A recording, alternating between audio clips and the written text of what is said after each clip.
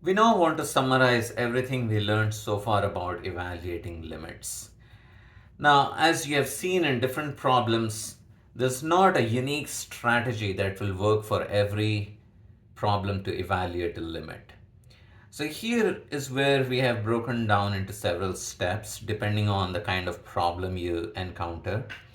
If you have a piecewise function, then sketch the graph and consider both of these limits. Now, this notation is simply saying that x is approaching a from the left. So if a is 2, then you want to first consider what happens when it's 1.9, 1.99, and so on. And this then notation would mean that x is approaching a from the right. So x is more than a to begin with, and then it's coming closer and closer, and every time it's going to be more than a. So let's look at an example of that kind of problem. So you have a function whose so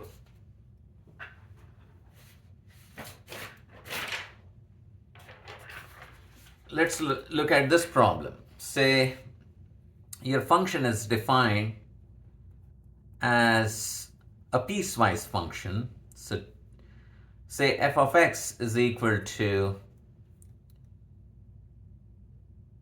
7x plus 2 if, oh wait a minute, f of x is equal to 7x plus 2 if x is less than 0, and it's defined as x squared if x is greater than or equal to 0.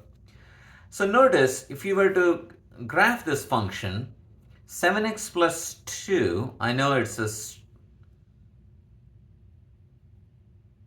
a straight line whose y-intercept is 2 and slope is 7. So at first, we want to draw a dotted line corresponding to this graph. So 7 means you're going to go up 7 and over 1. So 1, 2, 3, 4, 5, 6, 7 and over 1. And join these two. So you have the graph of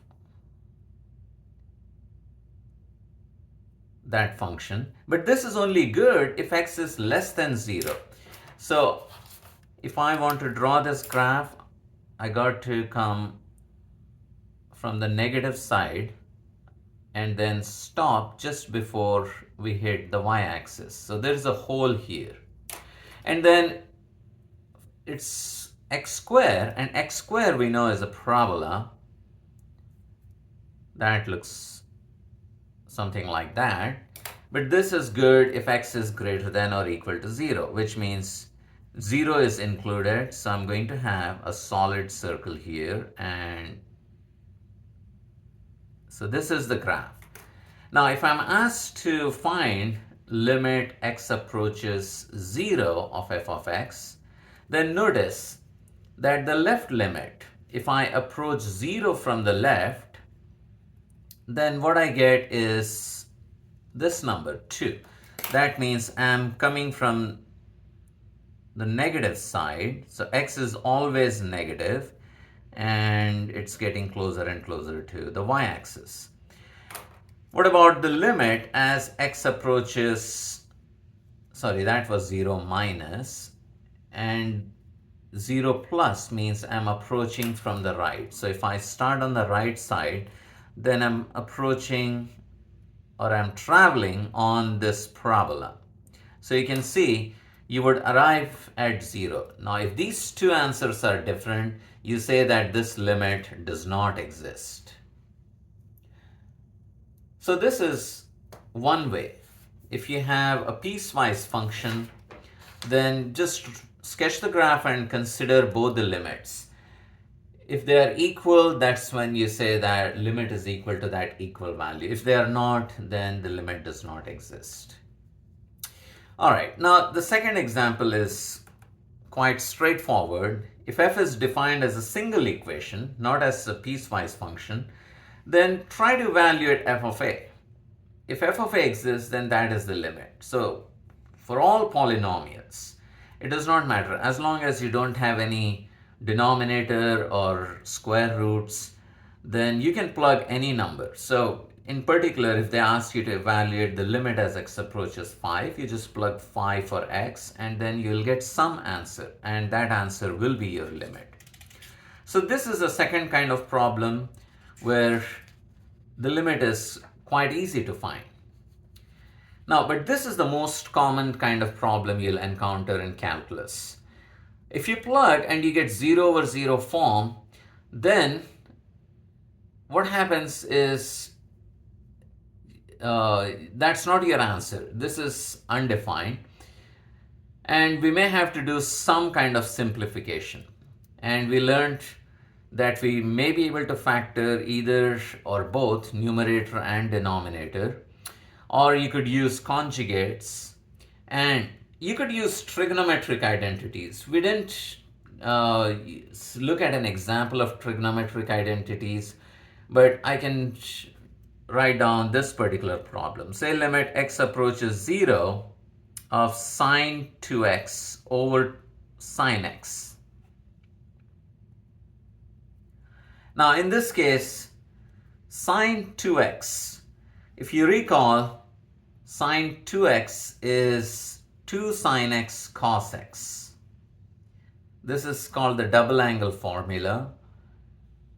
And if you divide by sine x, now when you plug, you get 0 over 0, of course, because sine 0 is 0. So numerator is 0, denominator is 0. But as soon as we rewrite this using this identity, then we may be able to modify the problem. And now the sine x we can cancel because x is not 0, it's only close to 0. And now we can plug.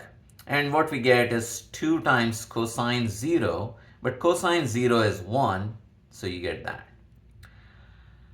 And you could also use trigonometric limits. So again, it depends on what kind of problem we are dealing with. And these two trigonometric limits that we discussed in an earlier video, they might be helpful. So sine x over x is 1 and cos x minus 1 over x is 0 when the limit is as x approaches 0. Now, one other kind of problem is where you don't get 0 over 0, but you get some number, non-zero number, over 0. In that case, we just have to find out.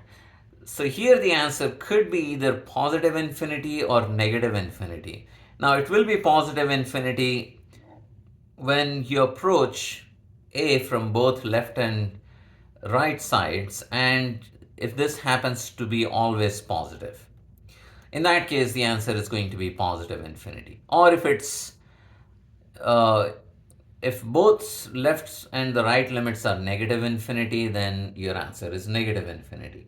But if one side you're getting positive infinity and the other side you get negative infinity, then it does not exist. So you have 3 different scenarios here. So we have to still consider both the left and right limits. And that pretty much summarizes the process for finding limits.